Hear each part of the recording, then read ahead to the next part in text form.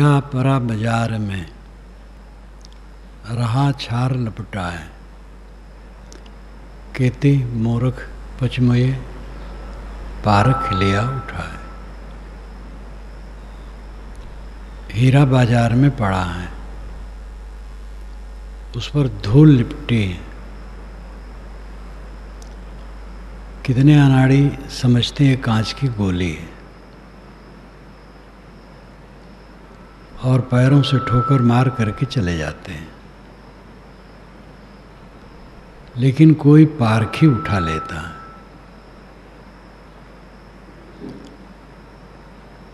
शरीर कचड़े में आत्मा रूपी हीरा पड़ा है। सामान्य लोग यह भेद नहीं जानते।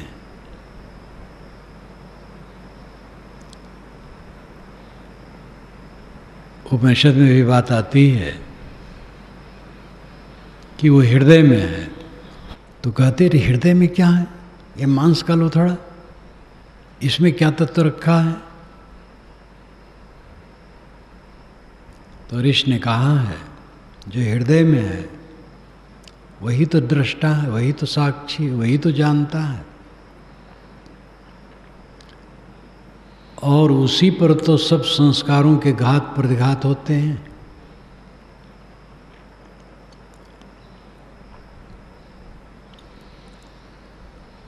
जो हृदय निवासी का तिरस्कार करता है, सभी शक्तियां उसको छोड़ देती हैं। उपनिषदों में शैली अपनी बहुत बढ़िया बढ़िया, मधुर मधुर, रहस्यात्मक भी है। हृदय का मतलब ये मांस का लोथड़ा से नहीं, शरीर के अंदर से मतलब है।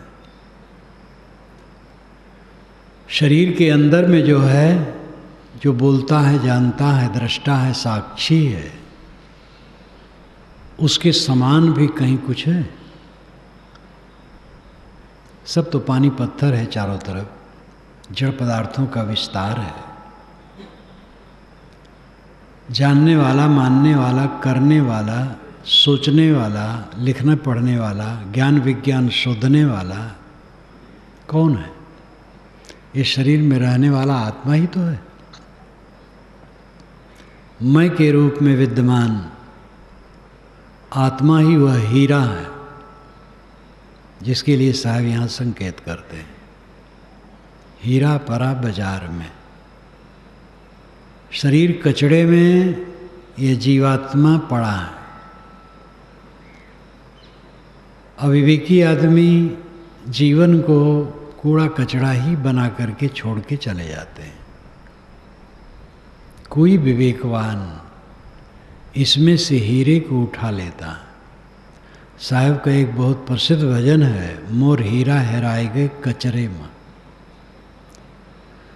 कोई खोजे पूरब, कोई खोजे पश्चिम, कोई खोजे पानी पत्थरे में। बाहर लोग खोज रहे हैं हीरा को,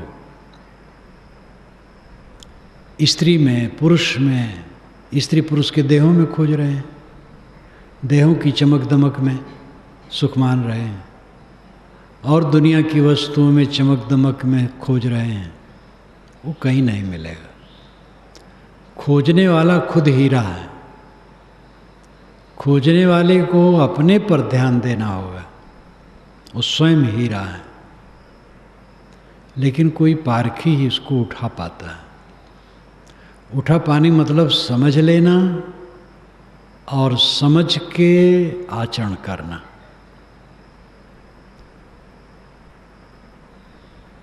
पहले तो समझ ही नहीं होती है। देह में एक अमर आत्मा है, इसका बोध बड़ा गूढ़ है, क्योंकि हमें अनुभव जो होता है जब से हम होश में आए हैं तब का होता है। 4-5 वर्ष के हुए हैं तब की कुछ बातें, फिर और आगे आगे इसी का होश होता है। जीवन भर का अपना पता लगता है, फिर आगे पता नहीं लगता है।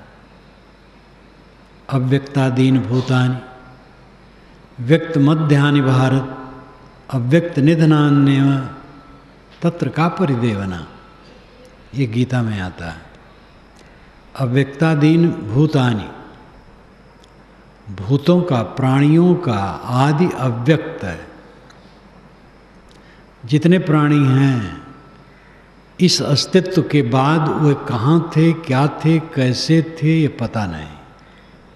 अव्यक्तादीन भूतानि, व्यक्त मध्यानि भारत, है भारत, ये बीच में व्यक्त हो रहा है।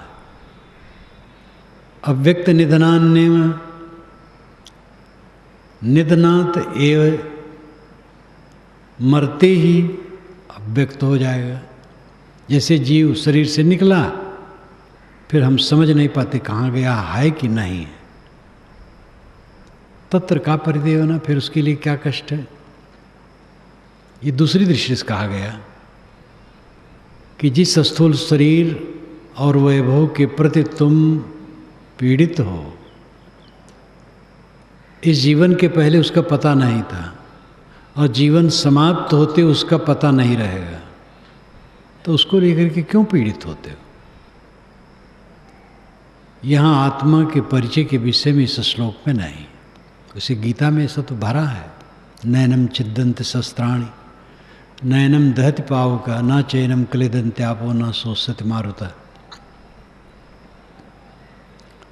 ये शस्त्रों से कटता नहीं है, आग से जलता नहीं है, पानी से गीला नहीं होता है, वायु से सूखता और उड़ता नहीं है, ये अमर है। लेकिन अव्यक्तादीन भूतानि श्लोक में भाव यही है कि जिस ऐश्वर्य में हम भूलते हैं, जिसको लेकर के शोक मोह करते हैं, वो तो इस जीवन के भीतर की बात है, ना आगे था ना पीछे रहेगा। आत्मा आगे भी है, पीछे भी है, आज है, कल भी था, परसों भी था, 10 वर्ष पहले भी था, 50 वर्ष पहले भी था। इसी प्रकार इस जीवन के पहले भी था, और इस जीवन के न रहने पर भी रहेगा। जो स्थिर तत्व है वो कहाँ चला जाएगा। यौगिक वस्तुएं बिखर जाती हैं, स्थिर तत्व कहीं नहीं बिखरता। मूल वस्तु का विनाश नहीं होता, आत्मा मूल है। इस पर छाल लिपटा है, कूड़ा कचड़ा शरीर। देहाभिमान में आदमी डूबा है।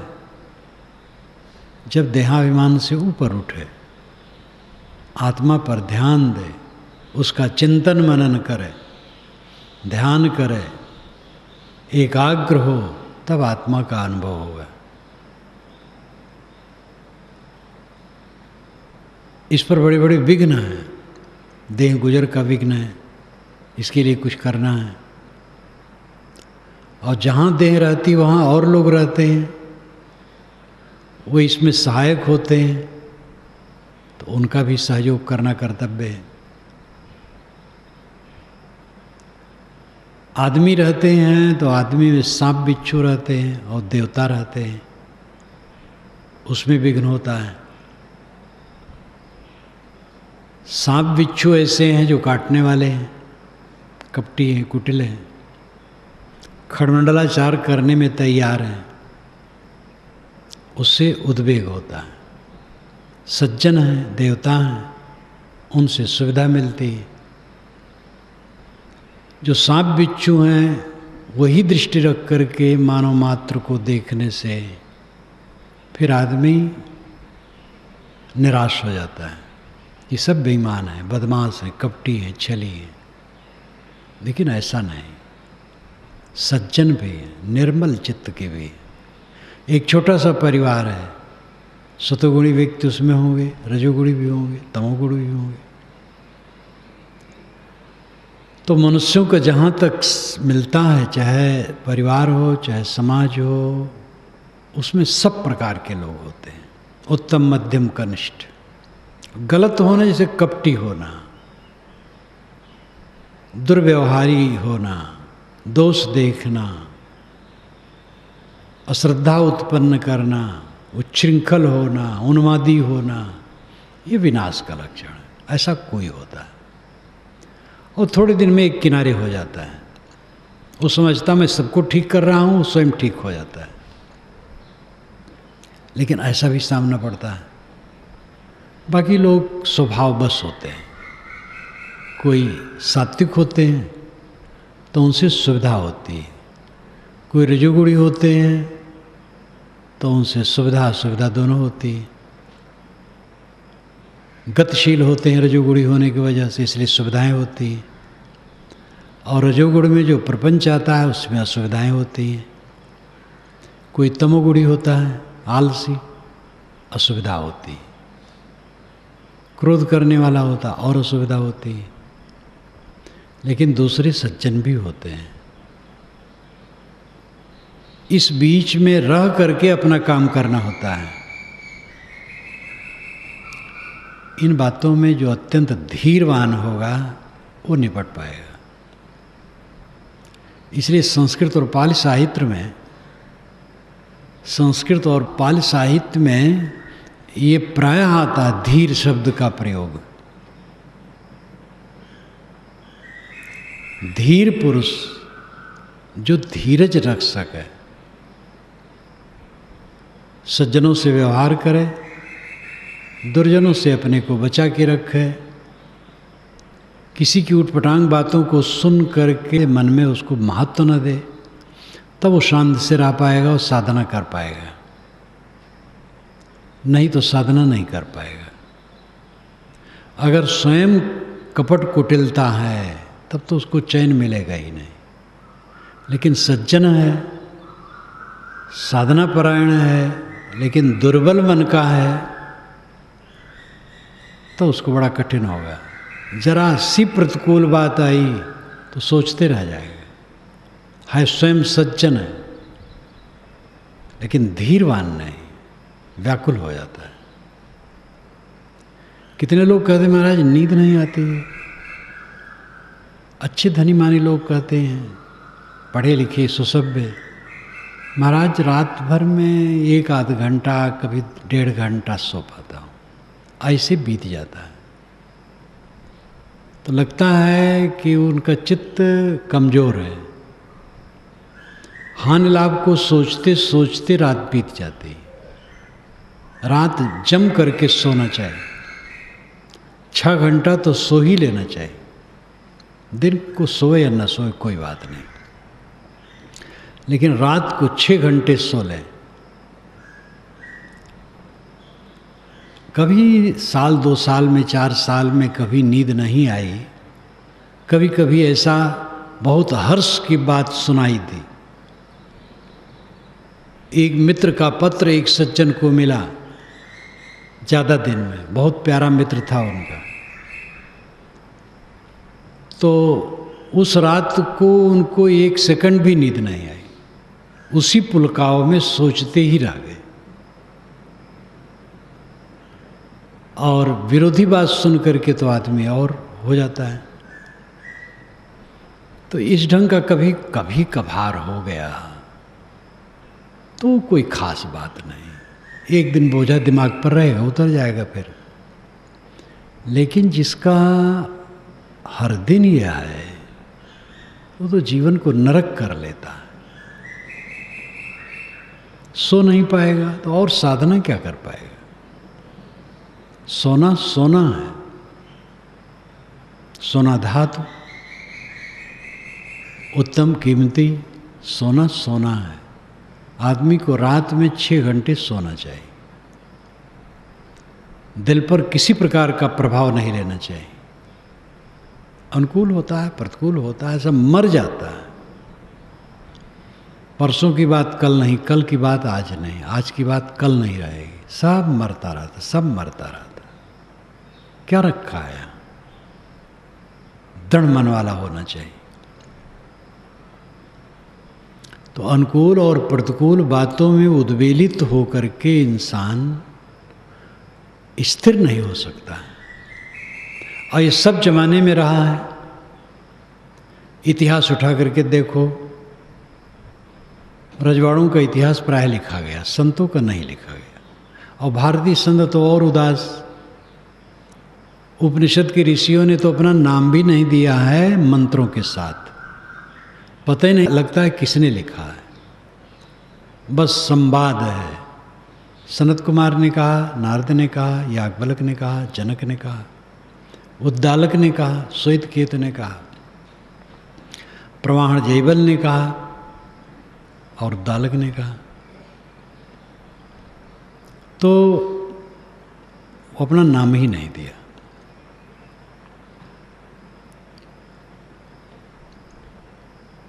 त्रिपिटक बौद्धों का है। तथागत बुद्ध के निधन के 450 वर्ष बाद लिखा गया है। कहीं नहीं लिखा है किसने लिखा है। तो कितने संत ऋषि मुनि तो ग्रंथ के साथ भी नाम नहीं दिए। इतिहास कहाँ उनका होगा। लेकिन जिनके विषय में कुछ मिलता है उससे पता लगता है। और स्वभाव तो जो यहाँ का है वही हर जगह का है। आदमी में सांप बिच्छू हैं और देवता हैं, वो सब जगह हैं, कहीं बाकी नहीं। मात्रा का फर्क हो सकता है सभी देश में, सभी काल में। वेशधारियों में भी है, साधु वेश है। लेकिन अब अपनी कमजोरी के नाते अभी कसर है, वो तो क्षम्य है। लेकिन साधु वेश पहन करके भी उसकी विपरीत भावना और क्रिया करने वाले हैं तो अपराधी हैं, अपने आत्मा के प्रति अपराध कर रहे हैं। उनको घर ही में रहना चाहिए। घर में भी ऐसा नहीं रहा जा सकता। घर में भी निश्चल निर्मल मन के रह करके ही रहा जा सकता है। तो हीरा को समझे और हीरा का स्वागत करे। आत्मा को समझे और आत्मा का स्वागत करे। उसका स्वागत है उसमें स्थित। उसमें स्थित का मतलब है मन स्थिर हो गया, बस आत्मा स्थित है। मन को आत्मा में स्थित करो, ये बात आती है। तो मन को आत्मा में स्थित करना यही है कि विचार छोड़ दो, बस आत्मा स्थित है। वही मन को आत्मा में स्थित करना है। या खींच खींच करके मन को आत्मचिंतन में लगाओ। समय होता है ऐसा भी कि जब मन को खींच खींच करके बारंबार घुमा घुमा करके आत्मचिंतन में लगाया जाता है। और जब पूरा सात्विक वृत्ति उत्पन्न हो जाती है तब खींचना नहीं पड़ता है। मन को देखा, शांत हुआ, बस आत्मस्थ है। मन शांत हो गया, बस वही स्थित है। आत्मा तो स्थिर स्वरूप ही है। मन चल विचल है, मन का चलना बंद हो गया, बस स्थित हो गई। ये हीरा का आदर है। लेकिन इसमें विघ्न यही है, जो जीवन है, प्राणी और पदार्थ जो और तन का निर्वाह, बोधवाद चक्कर यही बिरला पावे था। प्राणी, पदार्थ और शरीर का निर्वाह, बोध ज्ञान के बाद ये चक्कर आता है। बिरले कोई था पाता है इसमें। प्राणी पदार्थों में बह जाता है, प्राणियों के मोह में और वैर में बह जाता है। कहीं मोह में बह गया, कहीं वैर में बह गया। पदार्थों के लोभ क्षोभ में बह गया, कलह कल्पना में बह गया। तो इस प्रकार आदमी बह जाता है और उसमें धीरता की कमी ही कारण और कुछ नहीं। ये कहो कि आपके पास ऐसी स्थिति न आवे, ये असंभव है। बुद्ध के पास आया, महावीर के पास आया, कबीर के पास आया, शंकर के पास आया, गोस्वामी जी के पास आया, ईसा के पास आया। ईसा के 12 शिष्य साथ में रहते थे। 12 शिष्यों में एक शिष्य ने 30 रुपये घूस लेकर के दुश्मनों के हाथ में अपने गुरु को पकड़वाया था। और आप सोचिए, साथ में रहने वाले 12 शिष्यों में एक शिष्य। और ईसा जैसा संत, ईसा चोटी के संत हैं, कोई मामूली नहीं। बुद्ध जैसे संत के शिष्य ने उनके साथ दुर्व्यवहार किया। एक ने नहीं किया, कई ने किया। एक बहुत प्रसिद्ध है, देवदत्त। श्री विशाल साहब हमारे सामने थे, खूब निकट से देखा क्या क्या संसार है। उन्होंने मुझसे भी कहा। तो ये कोई एक जगह की बात नहीं है, पूरे संसार की बात है, सब देश काल में है कि मनुष्य में सांप बिच्छू हैं और देवता हैं, दोनों हैं। अब सांप बिच्छू हैं, उन्हीं की धारणा कोई बना लिया, सब पर संदेह कर लिया, मार व्याकुल हो गया, किसी पर विश्वास से नहीं होता है, बहुत अन्याय हो गया। अपने साथ अन्याय, दूसरे के साथ अन्याय। और इसमें सज्जन भी हैं जो बिल्कुल निर्मल हैं, निश्चल हैं। दूसरे लोग निर्मल निश्चल हैं लेकिन स्वभाववश हैं, तो कभी कट निकल गया, कभी उल्टा पलटा निकल गया, शोध लेंगे फिर सुधर जाएगा। कुछ सुनियोजित ढंग से गलत हैं, वो गलत हैं, उनकी संगत का त्याग करना चाहिए और बाकी को सह करके संभाल करके चलना चाहिए।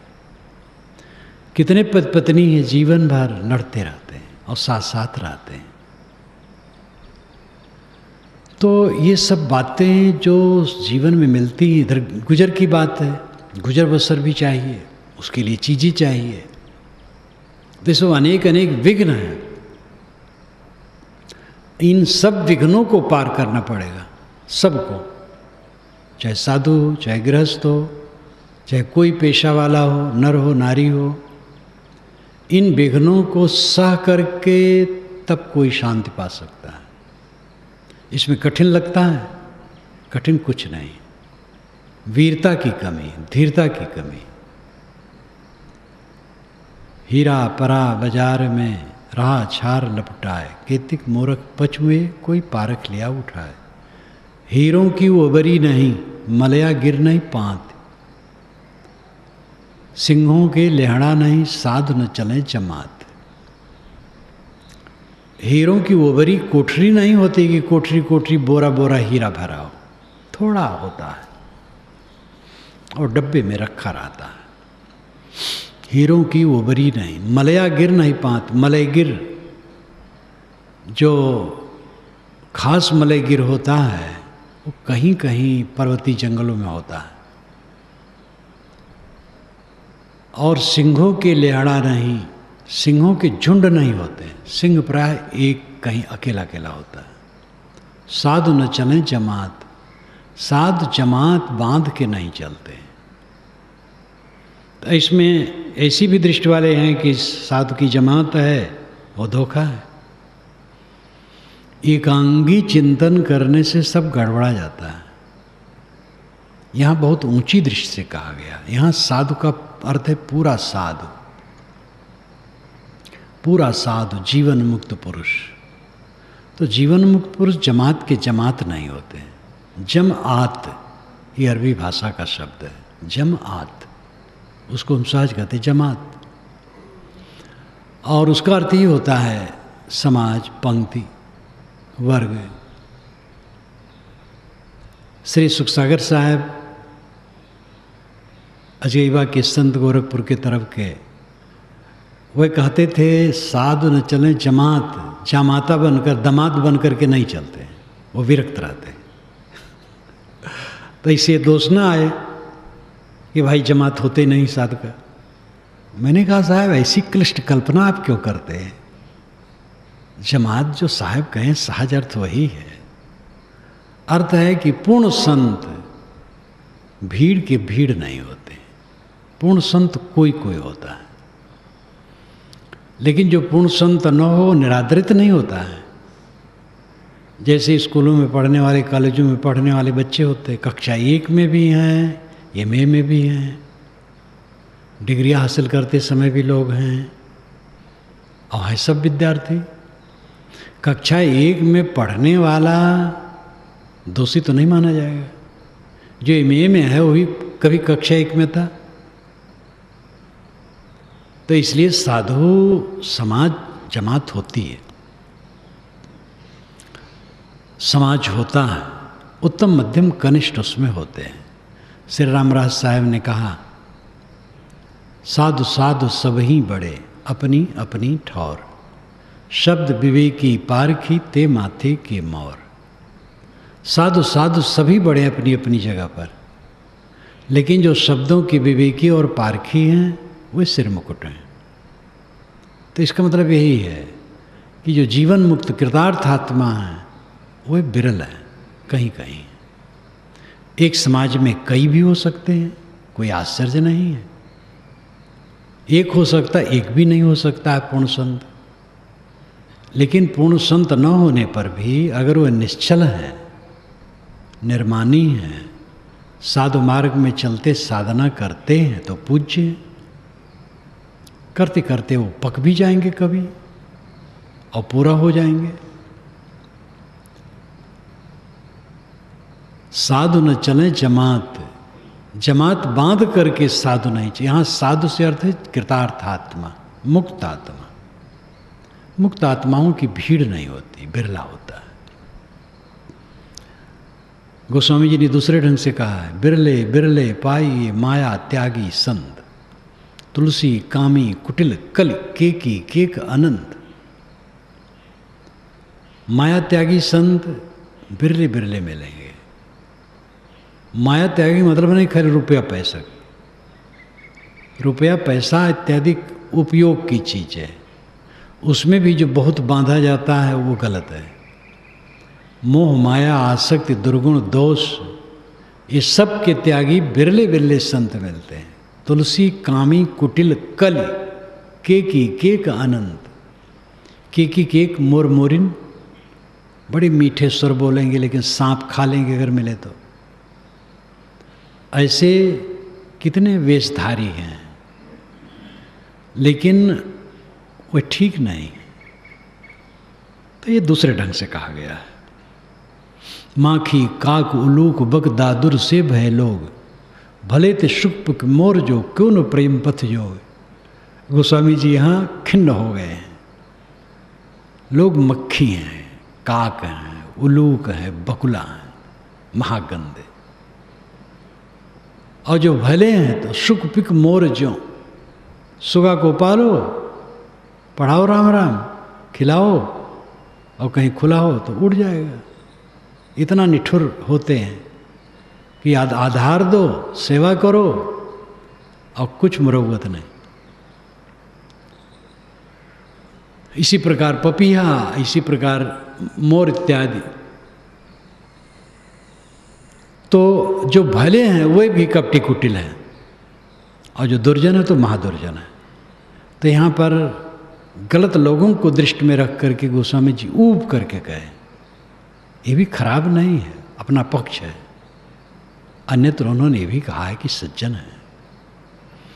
तो ये सबसे देखा जा सकता है कि सब जमाने में, सब समय में, सब प्रकार के लोग रहे हैं।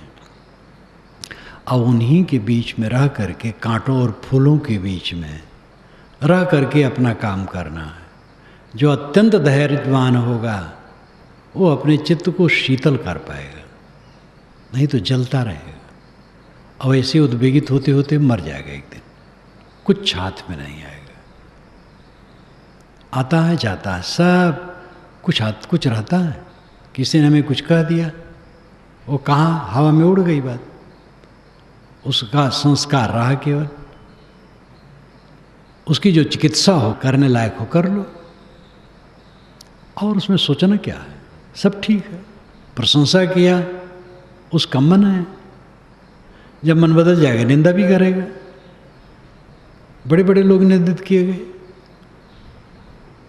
मुझे तो पुरानी कहानी याद आती है राम सीता की। अयोध्यावासी